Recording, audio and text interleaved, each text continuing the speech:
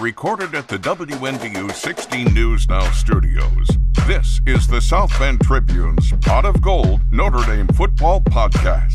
Here are your hosts, columnist Tom Noie, Notre Dame football beat writer Mike Berardino, and WNDU's Jackson Neill. We open with this. We are so sorry that you have to listen to us this week. Right, Jackson? The last thing that we said last week was we will not be talking to you unless something absolutely, positively, so circus-like crazy happens that we have to do an emergency pod. And guess what? Here we are doing an emergency pod on December 10th. It's 2:09 p.m. on a Wednesday. And the Notre Dame football season is over. It feels so weird. We're working on 74 hours since 12:33 p.m. on Sunday afternoon when Miami flashed up as the number 10 seed and everything basically ended. And you're right. It's every once in a while I stop myself if I'm doing work in my office at home, if I'm driving to the store, if I'm getting out of bed. Mm-hmm. I have to remind myself that we have no more football stuff to do for the next X amount of months. Totally bizarre. It's great. It's great that it's college basketball season. Let's go. Sir Muhammad, Jalen Harrelson, 7-3 Notre Dame, Idaho tonight at Purcell Pavilion, but Vandals. No, the Vandals. The Vandals. There you go. No football. It's just I can't. Seriously, I'm flabbergasted, and I sincerely apologize to all our listeners and our watchers that you have to watch this, because this is a show that none of us expected to be doing here on December 10th. Well, None. it depends when we ask the question. Here's the thing. I didn't copyright it, but I put Doomsday Scenario in there right around the time Hunter Yurachek took over, and he started speaking up in eye test terms about we're just waiting for Carson Beck and the offense to get going and this and that. And if you look back around the middle of November, did I think they would take it all the way to this end before they flipped him? No, but man, that terminology that everybody's favorite committee chairman used, what he said, that was the metric that everyone, the head-to-head comparison was the one everyone was hungering for. Who was hungering for that, Hunter? Apparently, the people who wanted to twist the knife. But that was the doomsday scenario, and they just took a couple of weeks too long to get to it, I'd say. I agree with that. I mean, I think we had talked, Tom, last week about, like, okay, this could happen. We kind of dismissed it. We did. I was like, okay, absolutely. It's not happening. I was like, okay, I kind of see how this could happen. When they got back to back. Exactly. Like the idea that, like, okay, Notre Dame is 10, BYU 11, Miami 12. Okay, what if BYU gets blown out? They drop. All of a sudden, it's back to back. Like, what ended up happening? We talked about it, but we dismissed it really quick because it kind of just seemed like a leap, like a bridge too far. It seemed like kind of a leap of faith to get that they would do all that in the final week.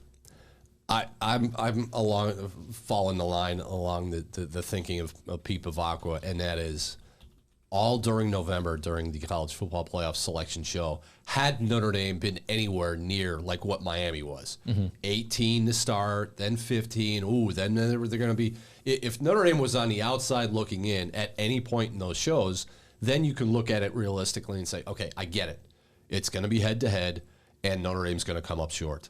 But for every metric, whether it was the selection show process, did they have 4 or 5 shows in November? They had 5? That was five straight weeks, and then the final one, yeah. So 5 straight weeks in November. The Associated Press poll, Notre Dame was always ahead of Miami. The coaches poll, USA Today coaches poll, Notre Dame was always ahead of Miami. Every single step along the way, it was Notre Dame and then Miami. Notre Dame, then Miami. The gap was huge the first week. It started to close a little bit. It started to close a little bit more.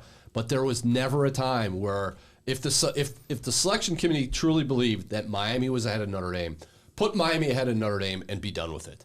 And you know what? If they put Miami ahead of Notre Dame and they were done with it, the season will not be over. They'd be going to the Pop-Tarts Bowl. They'd be playing BYU. They'd condition themselves to say, look, we want to play for national championship. We think we're national championship worthy. We're not going to get that chance, but let's just go win whatever bowl we're going to go to and make the most out of this season. You cannot dangle the national championship carrot for 5 weeks and say, hey, you're going to get a shot at this. You're going to have a chance to make a run. And then on Selection Sunday say, yeah, you know what? Well, we kind of thought about it and we slept on it, and you're not one of the top 12 teams in the country. Nobody likes bait and switch. Doesn't matter what it is. Could be your cell phone company. It could be, a restaurant. Could be anything. You walk in the door, you look at the menu, whatever. You tell me what it's going to be. I expect it to finish out. Now I want to look, and we all felt misled and confused. Like it was a shell game.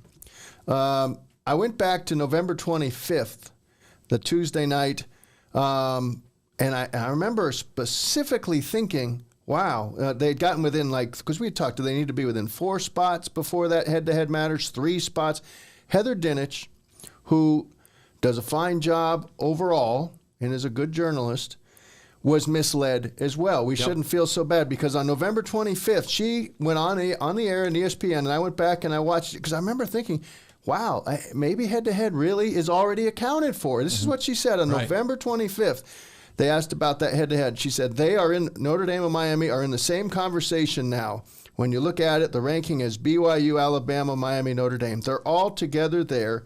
And then she said, but I want to caution everybody that there's not a particular spot in the ranking that Miami needs to get to all of a sudden have this head-to-head magically change the opinions that Notre Dame is worse than Miami, she said. That's really important to know. She said all this on the air. As she was led to believe as she's walking down the hall with Hunter Yurachek and anybody else, and she was allowed to go, she had great access. Part of ESPN. So when you look at these comparisons, you look at the resumes, she said, right now, this is the killer quote, right now, those people in that room think Notre Dame is better than Miami, period. Remember that? On November 25th. She said things above them could absolutely happen to open the door for Miami. The point is, head-to-head might not be enough, no matter how close they get to Notre Dame. So that was a big bait and switch, even on your broadcast partner, your ownership of the whole thing, ESPN. She's if she doesn't know, nobody knows. Yeah. Nobody knows. Nobody knows. I think that's the thing, is that I don't even think the committee made it up as they went. Because another thing you have to look at is, okay, if you figure Miami was that far behind Notre Dame, did they have any wins down the stretch to really allow them to rise up and get Syracuse, NC State, Virginia Tech, and Pitt? That's not really a murderer's row to end the season. No. So it's not like they had some signature win down the stretch to all of a sudden be catapulting them up, higher into the rankings. And what I just really don't get is, if this was what they were going to do, why in the second to last rankings didn't they have Miami at 10 and Notre Dame at 12? Yep. Because at that moment, with Notre Dame at number 10, if they were going to do this, there was absolutely no way for Notre Dame to make the playoff. We'll start with this, or continue with this. There's nobody to blame more so than blaming Notre Dame. Oh, 100%. Okay, and I wrote this Sunday, if you don't want to be in this situation, guess what? Don't start 0-2. Mm-hmm. Don't lose those 2 games. Okay, you lose Miami, I get it. You didn't know what your offense was. You didn't know what your defense was. You had a week to fix it before you played Texas A&M, and then you gave up 41 points at home, and you couldn't get off the field on 4th down, and you should have won that game. So no, the finger of blame goes right to Notre Dame for the schedule, for the 0-2 start, for not knowing who they were early in the season, for having all of preseason camp to figure out and fix what needed to be fixed and what wasn't fixed in those first 2 weeks. So let's start with the finger of blame to Notre Dame. But you know who gets the blame that has gotten no blame for any of this all week? You know who's to blame? They're over there in the corner. Any guesses? Nick Saban. No. Jackson? I have some blame for Nick Saban. I'd like We'll to get to Nick. Tyler Buckner. Tyler Buckner does not get blamed. He's part of Notre Dame. I don't know. We're saying he does not. We're not. What are you saying? I'm not talking about Tyler Buckner. This is where the blame goes. The University of Virginia. All Virginia had to do was win the ACC championship. And look, I think the selection committee looked at it and said, all right, this is what we're doing. This is it's conspiracy time. It's 2:20 in the afternoon. Yeah. What else are we going to talk about on it? Okay. No, I hear this. They looked at it. They looked at it and said, we're going to go this route. Wait a minute. Virginia's going to beat Duke, right? There's no way Duke's beating Virginia. So Virginia is in, and one of those last two teams, whether it was James Madison or Tulane, would be out if Virginia was in. When Virginia can't get in and Duke wins the ACC championship, they look at it in the room and say, are we really going to build this field and not put an ACC team in? Virginia would have been in. Yeah. Now all of a sudden Virginia's out. Now the ACC needs a seat at the table because all the selection committee, they want to make sure everybody gets theirs. So when Virginia loses and the ACC is basically going to go 0 for the CFP this year, I think they looked at it and said, we've got to take Miami. So Miami takes that last spot. Notre Dame, 10-2. Again, all the blame goes to Notre Dame. Mm-hmm. They didn't do what they should have done. They can point fingers at the CFP. They can point fingers here and there. But don't dismiss Virginia not being able to do what they had basically done a couple weeks earlier and beat a really bad Duke team.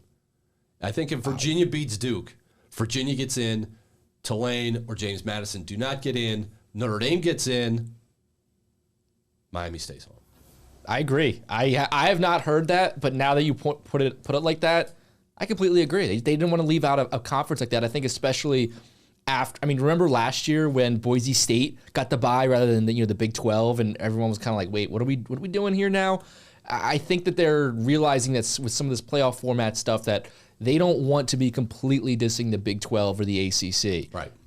It's the money too. Follow the money. We've known that since Watergate and well before that. $4 million is the entry. I mean, that's the fee you get just for qualifying. Everybody who got in got $4 million, and those ACC teams, as many of them as there are, still wanted to have access to split that up amongst themselves. Notre Dame made $20 million last year by going to the final. $20 million. That and really. And how do they split that? 100%. They get $20 million. In an era where university funding is under constant threat, in an era where layoffs and furloughs happen, that hiring freezes. There's a hiring freeze at Notre Dame right now. That meant hiring freeze. And I think when they talk about Pete Bavacco yesterday was, I thought, very forthcoming about a variety of topics, but one thing that you kind of read between the lines when he's like, the timeline of it was so hurtful, not just letting you down emotionally, but you don't think some decisions were made along the way that had to be made when pen came to paper in late November, or assurances given, we won't have to lay off this department or this person because $20 million coming in. We've got money or coming. $4 million coming in. We've got at least $4 million coming in. Minimum of 4, and let's be honest. If they'd gotten to play at Oklahoma as a 9 versus 8, that looks a lot better than 10-7 at A&M. That's a tough call. They were going to be I think they were going to be a favorite at Oklahoma, or it was going to be basically a pick'em game. Yeah, probably a 3-point underdog at A&M, even though they had won there a year ago. Mm-hmm. Those teams are winnable games. Winnable, but A&M was going to be the tougher call. But $4 million right there, and you felt really good about your team. Vegas felt really good about the team. Not outrageous to think that, because it goes 4-4-6-6. Not outrageous to think Notre Dame could have gotten to the semifinals at least and made another $14 million. And instead, it's that golden ticket goes to JMU as an afterthought. The coach is out the door going to UCLA. It's just goofy. Now, just let me say something about Nick Saban. All Nick Saban gets to play both sides. He gets to play both sides of the fence, and it's maddening. People, if you asked everybody right now who follows college football, and it's been kind of the running theme, who should be commissioner of college football? Nick Saban. He won all the championships. He's done it all. He's so well spoken. He understands the business side and the human side. Okay. Nick Saban had plenty of opportunities to characterize the Miami-Notre Dame game from way back in week 1 along the way during the season, but he chose to wait until the day before Selection Sunday. You don't think there's a louder voice out there in the media world than Nick Saban's? He chose the day before to use the term kicking for what Miami did to Notre Dame. That's true. I heard that, and I was like, What are you talking about? Kicking. And so false. We can say that here, right? We got to bleep that out. No, we're good. It's a donkey. So this is a donkey show. What are we talking about? That was just revisionist history to me, because we've talked about it in the show. 25-yard gap in total yardage in that game, tied with a minute and change to go. Yep. Everybody said, oh, no. And those were not meaningless cosmetic touchdowns. Those were game-tying points that C.J. Carr led them to. New game down the stretch. Coin flip game on the road in the opener, first-time starter. That's not kicking. Furthermore, Nick Saban, commissioner in waiting, said Miami was the more physical team in the game. Well, that's subjective, but possibly. But then he said specifically, Jeremiah Love gained 33 yards in the game. Miami won on the line of scrimmage. They kicked Notre Dame. And so I was like, well, okay, yeah, but Jeremiah gets touches in other ways. And if he had 14 touches, including the receiving, for 59 yards. Not his best game. We talked about it. He talked about it. He needed more touches. Mm-hmm. And he got more touches going forward. Well, that Miami two-headed monster of Marty Brown and Mark Fletcher Jr., I went back and looked if you count their touches. So Jeremiah's 14 for 59. I guess that was an kicking. Marty Brown, 17 for 86. Not like he was running wild. Mark Fletcher Jr., 16 for 74. I don't even know who those two guys are. Those are the two running backs who were running behind this mammoth offensive line that supposedly beat down Notre Dame. No, that was a coin flip game. Yes. If they played again now, which we're apparently not allowed to consider, if they played again now on a neutral field, Notre Dame would have been the favorite by several. And I just think I hold him to account because of the gravitas that he's assigned. He was a great coach, and very good at broadcasting. But since when does he get to be the final arbiter of how we should view the game? And then somewhere after that conversation on Saturday morning, Hunter Yurachek says, everybody go watch that game again. Right. What? And now they're watching on, Nick 13 Saban. Times last week? Nick Saban's kicking in his mind. Because he gets to be the arbiter, because he is basically saying Notre Dame doesn't deserve to be in, and Alabama does deserve to be. Furthermore, Mario Cristobal spent 4 years coaching for Nick Saban, helped him win a national title, needed a little boost. Hey, help a brother out. And just that little boost, Mario Cristobal is not very good at making his own case. He's ham-fisted with it.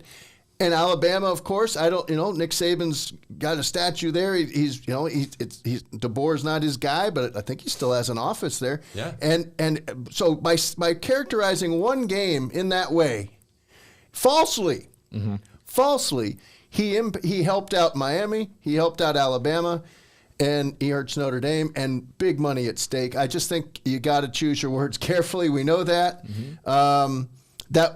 No way he believes that in his heart that's what that was. When has a 3-point game ever, forget the teams, a last-second field goal, a 3-point game decided with a minute to go has ever been an ass-kicking? Jackson, I've taken down the University of Virginia. Mike Berardino has taken down Nick Saban. Who's on your list where you want to tee off on? CFP related, please.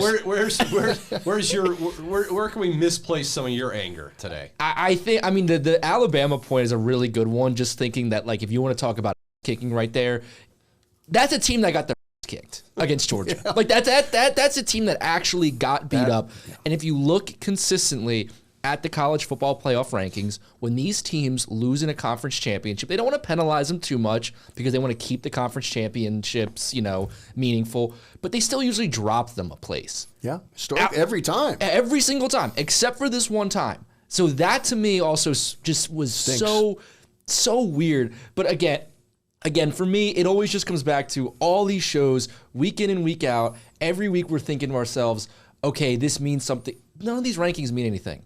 No. They don't mean a thing, because at the end of the day, going down the stretch, Notre Dame and Miami basically were doing the same exact thing, beating a lot of the same opponents, and Notre Dame stayed still, and Miami went up, what, like 8 places? Yep. Or Notre Dame actually went back a place by the end, yeah. Yeah. What's the difference? You know who comes out crystal clear, pure as snow through all this talk of Alabama, Notre Dame, Miami, BYU. Oh, what about Vanderbilt? What about Texas? You know who's just sitting there saying, thank God for all this chaos, because we're just going to sit over here and not say a word. And at the end of the day, we're getting a home game. Oklahoma. They're not good. Oklahoma Half a stinks. team. Yeah, they're not good. They Half a team. stink. Their offense is awful. And the Sagarin rankings have them outside. I mean, they're like 13 or something. They got in by beating a questionable Alabama team on the road, and as soon as that happened, they shifted Oklahoma to 8, and nobody heard a word about them the rest of the time. Great point. And they're just kind of hiding there. All the conversation is, well, there's 2 teams for 3 spots. Well, what do we do about Vanderbilt? What about Texas? Do they deserve? What about BYU? And Oklahoma's just kind of sitting there with their arms folded, like, we're just going to get a home game off of this. Yeah. And nobody said a word about Oklahoma, and now they're going to host Alabama as an underdog. They are underdogs, 1.5 points. If you looked at that game that they beat Alabama in, if it wasn't just for some turnovers, like if they didn't just get those turnovers, they were getting their butts kicked in that game. If you look at all the metrics, like they're not a great football team. No. After the Mateer factor that they didn't have this guy, game-changing quarterback for parts of the year, they get a pass for basically being, even when he's playing down the stretch, half of a team. And they have a great kicking game, so maybe they're 2/3 of a team. But that offense is not playoff worthy. And you're right, they somehow got a pass at the old SEC shield. They wind up beating Alabama in Tuscaloosa, and then in their last 2 games, before we get to what Oklahoma did in their last 2 games. Notre Dame's last 2 games, they beat Syracuse 70-7, and they go on the road to Stanford and win 49-20. In Oklahoma's last 2 games, they're both at home. They beat Missouri 17-6, and they beat LSU 17-13, and they get a home game in the CFP off of that. Makes no sense. It's sense. It's the SEC being protected. Let's get Oklahoma in. Let's get Alabama in. Let's not penalize Ole Miss because Lane Kiffin leaves, and who knows what that show is going to look like.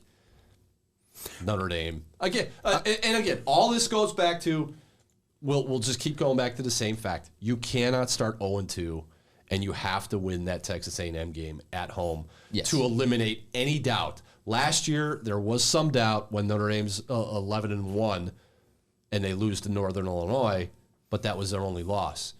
Moving forward now, Pete Bavacqua, hello, 2 losses, and you're probably going to be out. I'd like more transparency. I don't think I don't think we're asking too much. No. Just about every media vote. I'm pretty sure every media vote out there, the world knows. You can't even, I do think maybe Baseball Hall of Fame, you can still ask for maybe a 2-week reprieve before your vote gets out there. Maybe you can totally shroud it. It's not a good move, certainly, to do so. But it'd be so easy. It should be 13 voters, but instead this year was 12 because of the weird year and the Randall McDaniel sitting at home and after he recused himself, the Baylor guy out. We should know. We should know their top 25. The other thing about it is I went back this morning just to remind myself how the NCAA men's basketball handles it, because every year when Tom and I were talking, there is pushback. There's a handful of fan bases that are upset this past year. The upset was the angst was that Bubba Cunningham, former Notre Dame double-domer and longtime athletic department official, one time worked side by side with Jim Phillips here, by the way. Yes, Bubba Cunningham chaired that committee this past year. And remember, that was, correct me if I'm wrong, Mr. Basketball, all 4 number 1 seeds made it to the Final Four. So they did a pretty good job seeding that thing, at least at the top. That rarely happens. Hadn't happened in a decade and a half. And I just watched for a 5-minute clip of how they handled their questions with CBS. And Bubba Cunningham had his assistant chair. They named an assistant chair, so it's not just one person coming in there and speaking for the group. Now you had 2 voices, and then they would it was so refreshing to go back, because I did not watch it at that time. Maybe I should have had a better Final Four bracket. But they talked about a handful. They had added metric pieces, not just Ken Palm and Nanette. They had about 6 different metrics, and he rattled them off, and they feed all those into the mix. They do have a bias toward recent play, right? It's all for decades. It's been about how you finish the last 10. Last 10 matter. So why shouldn't the last, say, 4 matter in college football? And I just thought the transparency was so different, and it wasn't like the equivalent of, and again, Bubba Cunningham got crushed because a 13-loss Carolina team made it in and probably didn't belong. Okay. But at least he was on there to say, yes, I leave the room every time. People are wink, wink, okay. But they still were seated down. The thing that would be the equivalent that I didn't hear of, like Hunter Yurchek saying, well, the committee was impressed that Alabama went for it on 4th down at Auburn. That was such and that was gutsy. Now, so that would be like that'd be like in basketball saying, well, they made a half-court shot to beat a team that had 15 losses in the final week, and we were really impressed with that. Or so and so sure has a good left hand. It's too granular. Just let I am okay. I still think you can have expand the committee, need more voices, transparency. Maybe the cameras should be in the room when they are to some stage, not just showing us what the snack plan is, because we see that every year, how well fed they are. I'm jealous. But and also, where's our snack plan? These ex-coaches had way too much sway, and none of them were even close to Nick Saban. They were so, and we just kept hearing about how the coaches were impressed with this, and they're talking about how Miami receivers were running away from Notre Dame.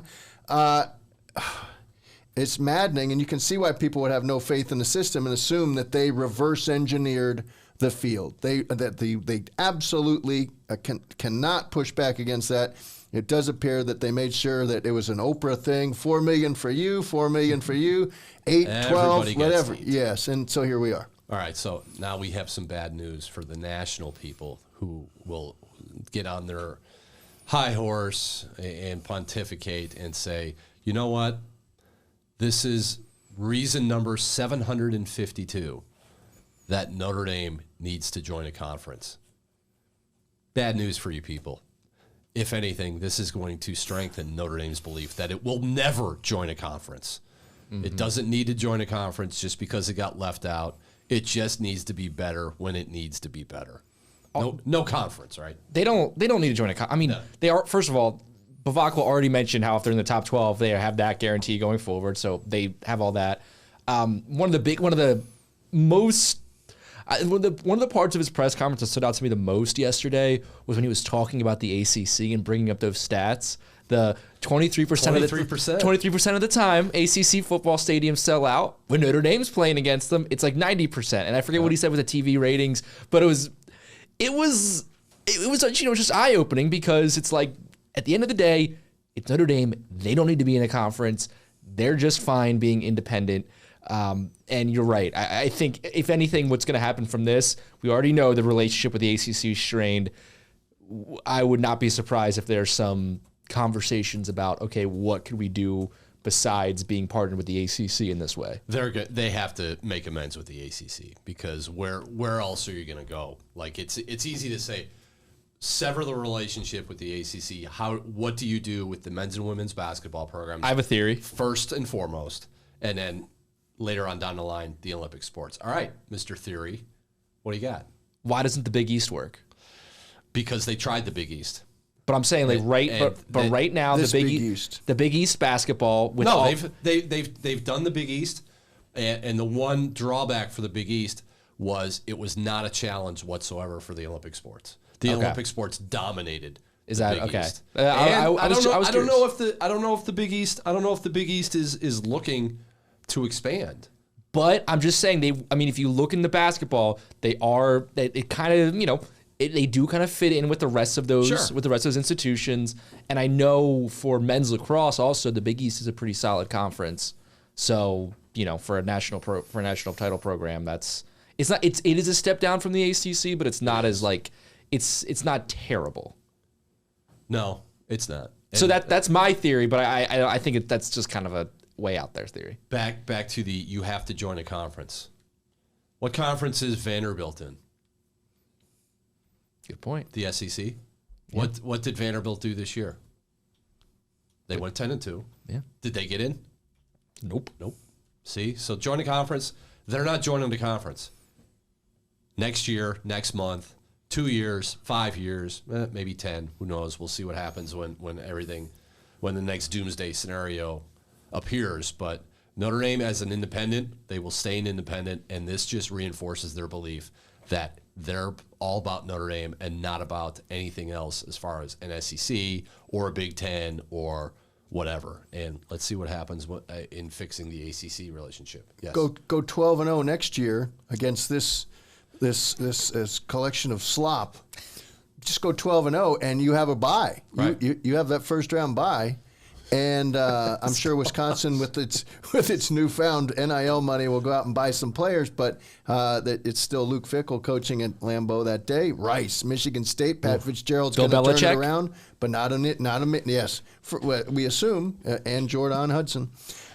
Purdue, Navy, Miami comes here in November. Good luck with that. Here's a question for you, Jackson. Will Mike Berardino effort Jordan Hudson for the pod next year? Oh, in Carolina week. Is that what you're asking? You like that? That's Saturday. He's a Carolina guy. According to FBSschedules.com, Saturday, October 3rd, 2026. Yeah. We need the Wednesday before. We need Jordan Hudson on the pot of gold. I'm afraid I have tweeted my way right out of that one because I like to have a little fun with that. But you're gonna be in the Pablo Torre lawsuit. You know, I would also say USC is still up in the air. Apparently, I would not be in such a hurry to worry about 2026 getting that scheduled. We just saw Pitt just threw Bucknell on its schedule. Whoever you want. Go 12-0 and dare them to make you play a first-round game. Dare them. Yeah. And then you can win a national championship with a 15-0 season.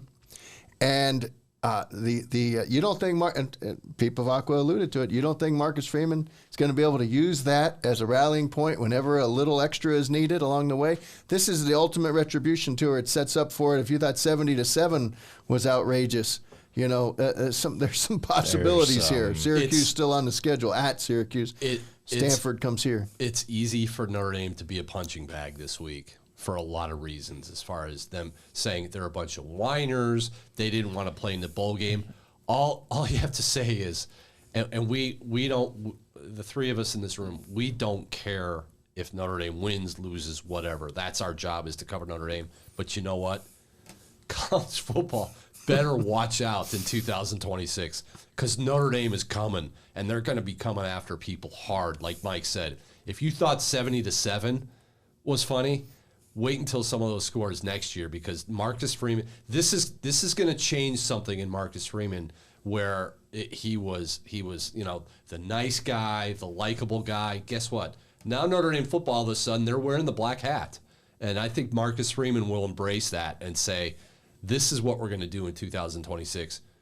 We're going to kick everybody's ass, and we're going to take names, and we're going to take numbers, and we have receipts for what everybody said about this program in December of 2025. So let's go. And I think this group collectively is just it's going to be fun to watch, and it's going to be scary to watch is what they're going to do in 26. Especially those ACC games, because after with feeling the way they feel about the ACC, we mentioned the North Carolina game.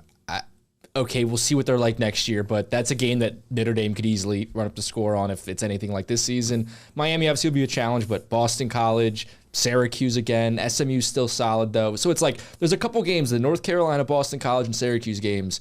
Those could be like, here's our message, Jim Phillips, and could be similar to that Syracuse game this season. R.I.P. Rice.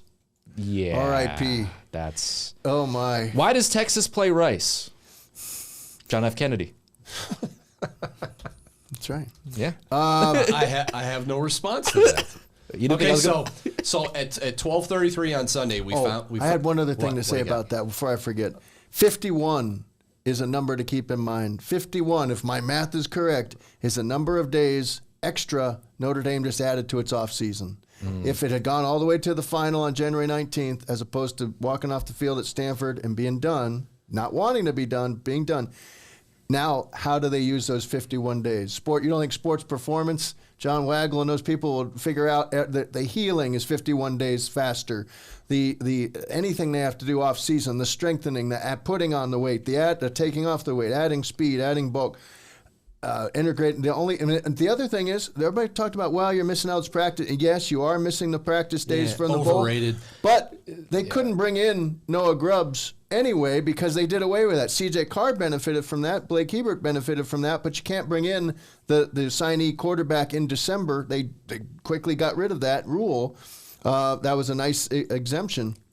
So really, I'll take, if you're Notre Dame, you'll take the 51 days and mentally they're that much farther down the line of recovery, rest and recovery. The whole sport is chasing that. That's the X factor.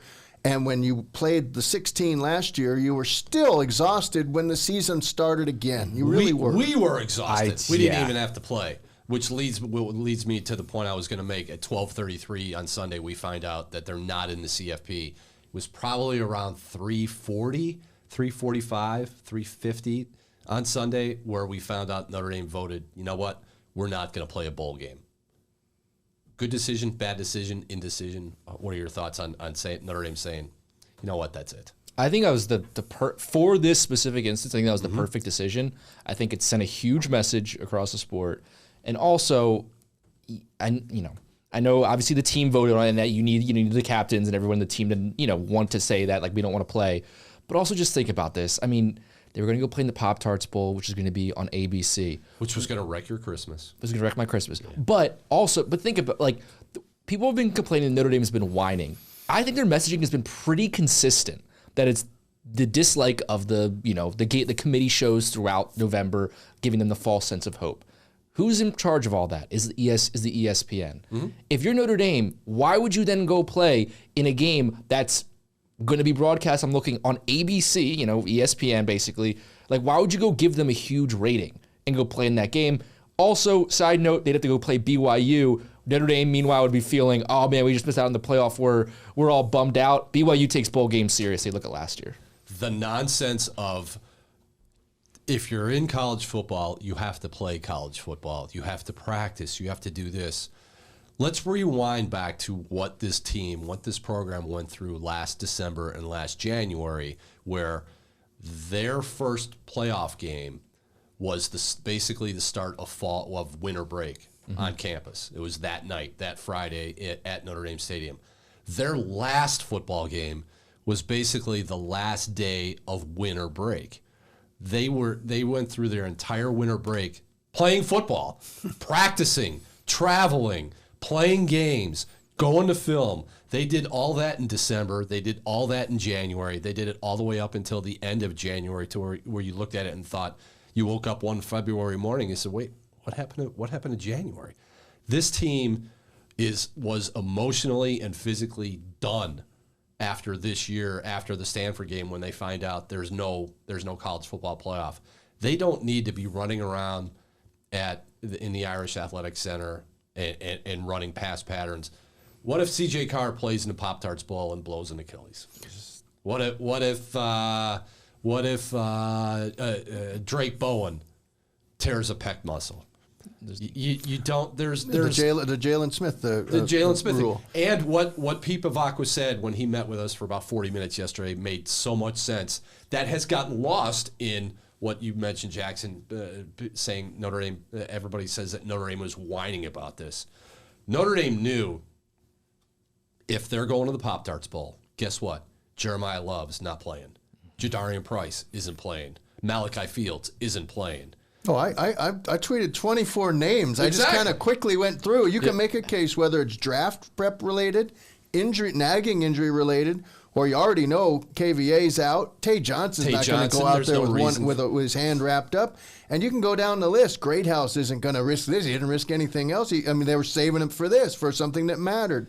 So for Notre Dame needed 24 guys at least had a decision. They did. Notre Dame needed to say that publicly instead of just the statement on Sunday and said, look, we want if the team that finished the regular season at Stanford is not going to be the team that played in the bowl game, we're sorry, but we're not going to participate in this bowl game. Like it has nothing to do with them taking their ball and going home and saying we don't like. Why do you want a shell of what this Notre Dame football team was this season to go to a meaningless bowl game and maybe get run off the field by BYU and everyone will be like, see, Notre Dame doesn't belong. Notre Dame doesn't belong in the CFP. They can't beat BYU in the Pop-Tarts Bowl. Florida State still hasn't recovered from that Orange Bowl against Georgia. Look, this is for what people. If people, I know people either will like it or hate it, love it or hate it. Over at that place, it's national championship or nothing. Mm-hmm. That's just the way it is. They're not walking in the door at the Goog for the first meeting every year and saying, you know what? If we don't go to the college football playoff, man, I sure hope to hell that we go to the Pop-Tarts Bowl. I wanted Pop-Tarts. You wanted Pop-Tarts. Jackson I like didn't the Pop-Tarts. Pete Bavacqua likes Pop-Tarts. Who doesn't like them? Yeah. But it didn't matter what the bowl was. I think this had to be the conversation went beyond those captains who were just like, well, our heart isn't in it, or physically we wouldn't be out there.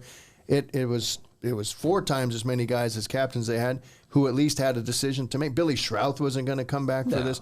Emil Wagner, it sounds like he's might go in a draft. So is there something? This is a team, like you say, built for the 16-game haul, and then you're going to tell them, oh, how about just make a ceremonial appearance because it's your responsibility. They're not the only school to opt out of bowl games this year either, right? There's tons of schools that have opted out of bowl games. Iowa State, Kansas State. Yeah. So it is interesting though in terms of receipts. The country's made it very easy for Notre Dame to collect these things, social media, and just have them there and pull them out at the appropriate time because my goodness, the vitriol has gone, and the bile has just the lid is off and the masks are off, and it's ugly. It is ugly. And they're going to spin it to their benefit. Even if they had a challenging schedule, they would really come in handy. Against this one, look out. Mm-hmm. All right, and which leads us now to this. We're just like jumping all over the place with subjects here. That's why It's an emergency pod. I did not even put on this what the rundown may or may not look like because Mike wouldn't have seen it anyway. Mike wouldn't have. Was there a rundown? No, there wasn't. Okay, good. Is Marcus Freeman the head coach in 2026? Seems like it.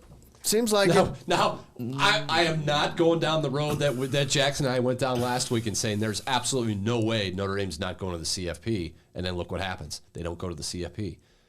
You'd think Marcus Freeman, and there's just something that just flashed up on X that Marcus Freeman is now the favored to be the head coach of the New York Giants. They're going to have to. The Giants are going to have to. They've had some great coaches in their history, right? Coughlin, Parcells, not Ray Handley. No. And they don't pay the coaches there. They never have. Brian Daboll was in prove-it mode, but he was making like $6 million supposedly. Pete Bavacqua. Speaking of paying coaches, I think it was your question of Pete Bavacqua, and I almost fell off my chair. Top tier. Yeah. Living, breathing contract. That's the Constitution. Yeah. That's the Marcus. It's the Constitution. Marcus Freeman's contract. It's just whatever you need. Carte blanche. So I couch the question in this exact. This is the unanswerable, and we've discussed it here. At what stage does a person who has his eyes set on the national title and has this thing so close and has a path to the playoff, if he's just in the top 12 next year, what would make him cast that aside and chase the pro riches where even Urban Meyer, who does know how to fail in the NFL, says, the controllables, oddly, are greater in the college game. I was a little surprised by that because you can't control this committee. But Notre Dame's controllables are, as we said, they could win a title next year with a 15-0 record as opposed to playing 16. The great challenge is still there. The white whale is still right here for Marcus Freeman, and he's got the spiel down. My goodness, he went on with NBC and was coaching them up. Right? He was giving them a pep talk. That was good.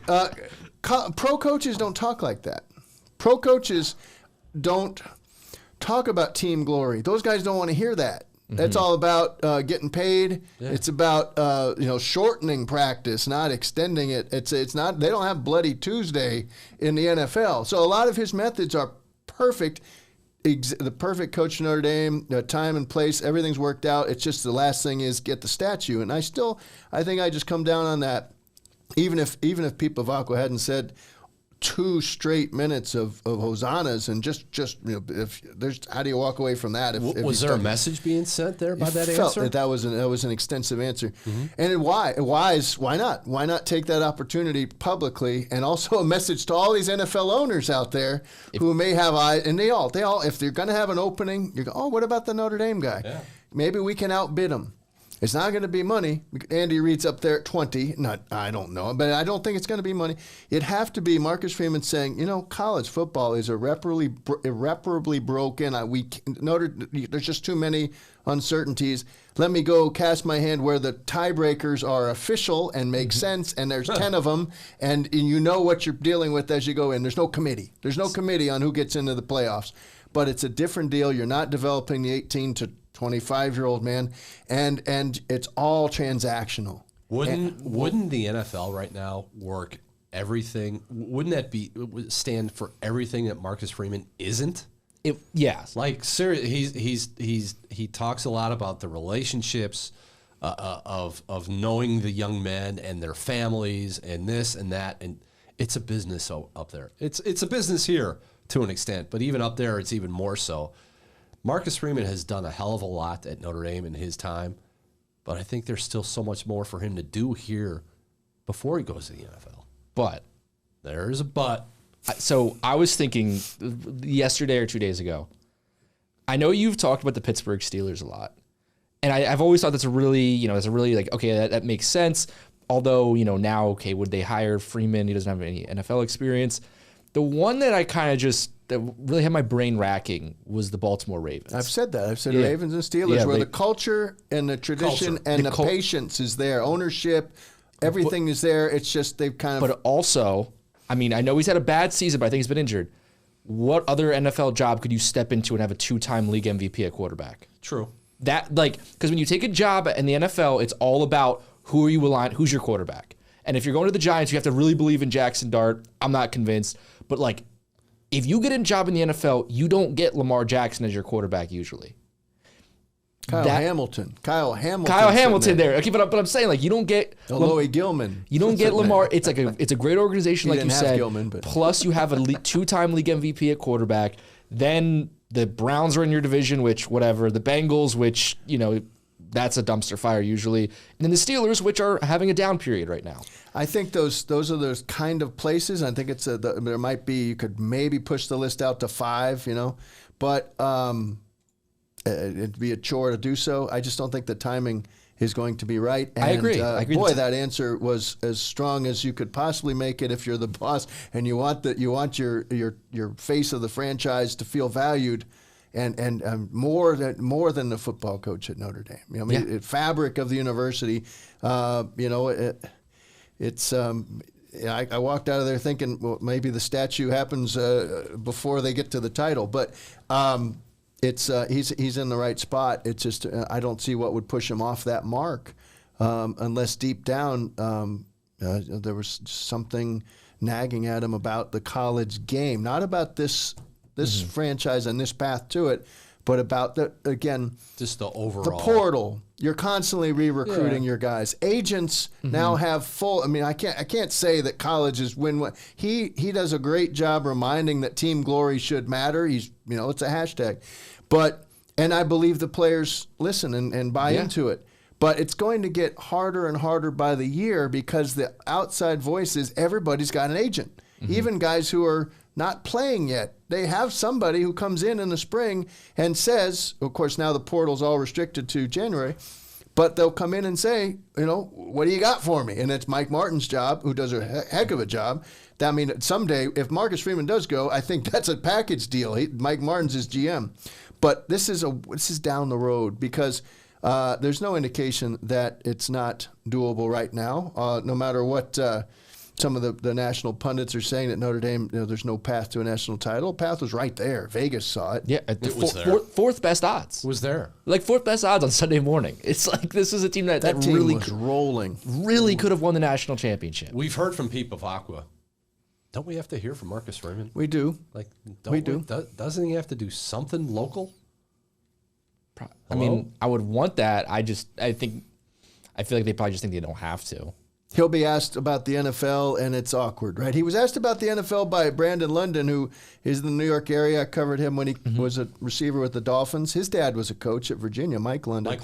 And Brandon does a good job. And he asked Marcus about the Giants, and Marcus kind of gave that if you don't appreciate what you have, you'll lose it answer, which is a good all-purpose answer. But he didn't run away from the concept. He said great respect for the Giants and always nice to be held in that regard. And the Giants do have a couple of interesting type. I don't think the Giants are your threat. I feel like it has to be a place that's that's not open yet. Yes. It's a little, yes. Yeah. It's not open. And yes. It's just like, I think about like Jim Harbaugh going to like the chart, and obviously he was in the NFL. It's like 10-year show cause. Yeah, but he went to the NFL where Justin Herbert was.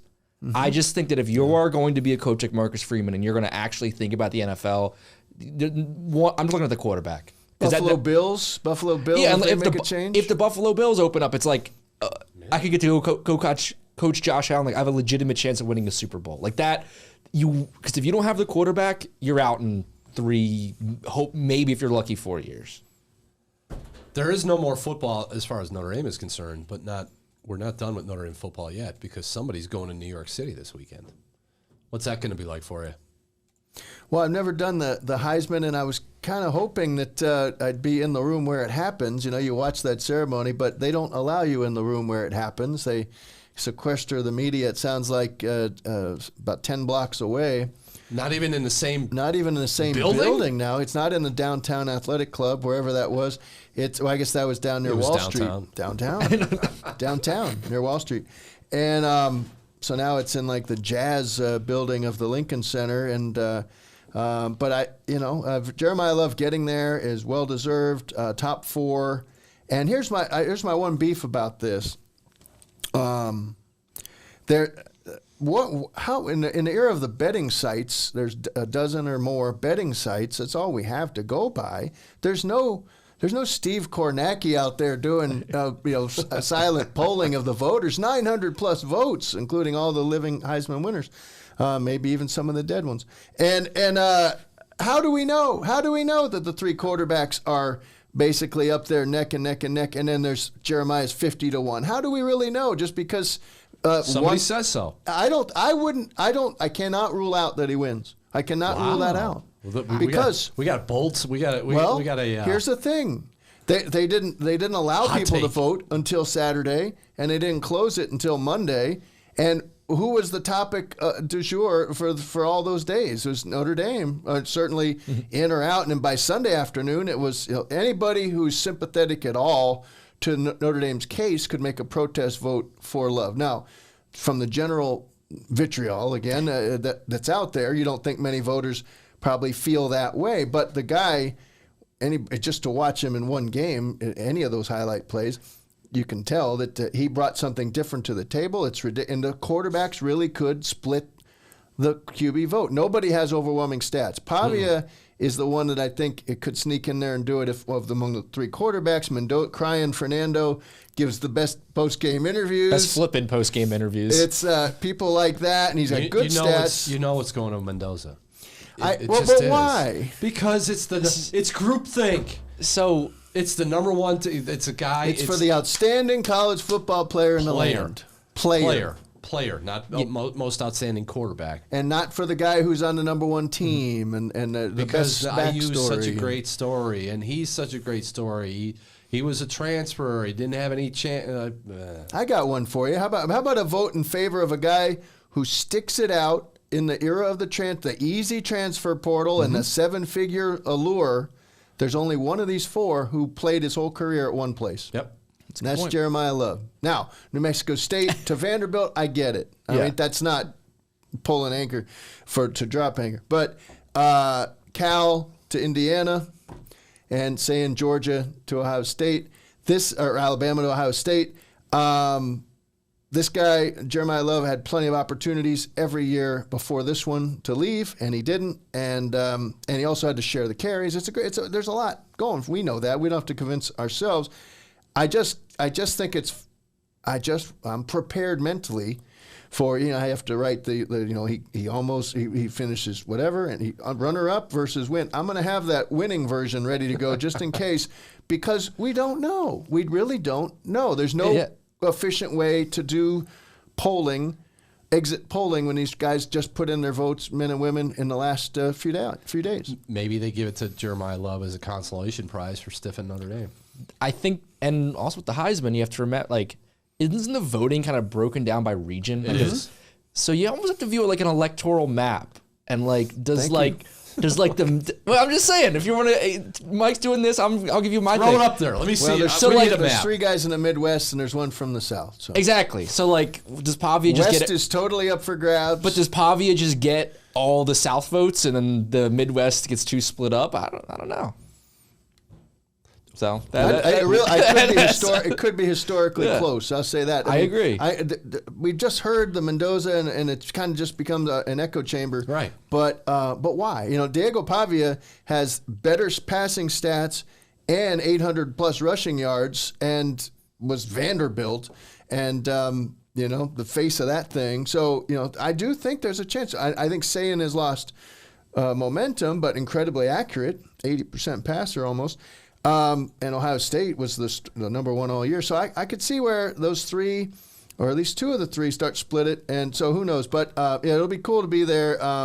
He deserves it, and I hope he gets a chance to give that speech, because that is something. That is one of those moments where it goes viral no matter what, whether good or bad. And if you give one that makes people think, it has a trampoline effect, and you can really have a Tebow moment. And I remember sitting down with my son and saying, "Watch this," after it, run it back.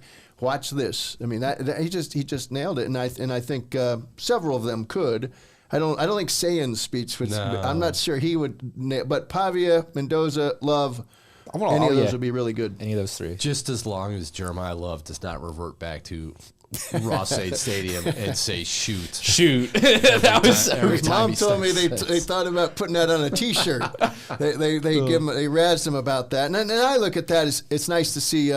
Dylan McCullough, when he was position coach, would start many answers with a variation of that word, or that word itself. Yes. And I think in the meeting room they just all got used to just starting. So it's nice to see Dylan hop in there, and even sharing some texts on Twitter this week from Raiderland about how he had going back to that Sun Bowl. I think to let Jeremiah know that it was about to be his turn and Jadarian's turn, and that they were going to be the 2-headed monster, and he was cool with that. That was that.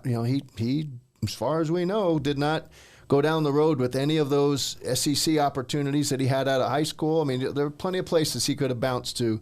He didn't bounce. And let's see if people reward him for it. We end on this. Now that we have so much time on our hands, how tied into watching the college football playoffs will you guys be? I'm kind of excited because last year covering it was such a whirlwind of like being at all the places. I feel like I didn't really get a chance to just sit down and watch the actual playoffs. So I'm pretty excited for it. I really want to see what happens with Indiana. I just think that to me is just like the story of the season. I personally, year after year, whether it's the college football playoff, whether it's this, whether it's that, I'm 100% a Rose Bowl guy on January 1st. Yeah. And it was hard last year to have to watch the Rose Bowl because I could not watch the Rose Bowl. I had to do a television hit with somebody else in this room standing on Canal Street in New Orleans during the Rose Bowl. So I did not get my Rose Bowl fix last year because of the terrorist attack in New Orleans. Jackson and I were on TV. We had guys over our shoulder trying to get on TV. I forgot about that. That was awful. That's how I spent my Rose Bowl 2025. So I will definitely be in front of the television, hopefully watching Indiana and Oklahoma or Alabama. I want to see Alabama. Indiana versus Bama. Indiana, Alabama in the Rose Bowl. I'll be there. Others, I'll take him as they get. Like, I'm not carving out time to watch Tulane, Ole Miss. I'm not watching. You don't need to carve out much time. Oregon? Who's James Madison playing? Oregon. Or James Madison, Oregon? No, thank you. Just give me the Rose Bowl without Jackson chirping at me to come down and do a TV hit on Canal Street. Are we going to have a prediction, at least of the who's going to be in the final? Or, yeah, go ahead. Did you look at the bracket to that extent? I have not looked at. I figured we would be. I just assumed that'd be on the show. Hot take. What's your hot take? Jeez. Come on, what do you got? I wasn't prepared for Eli Reardon will score at least one touchdown. You can't do that one anymore. That's gonna be week 1 in the NFL. Eli Reardon will join Georgia. He'll be picked up on waivers. I really would be. Anything can happen, but right. I'm feeling Georgia over Oregon in the final. Wow. Dan Lanning against his old boss.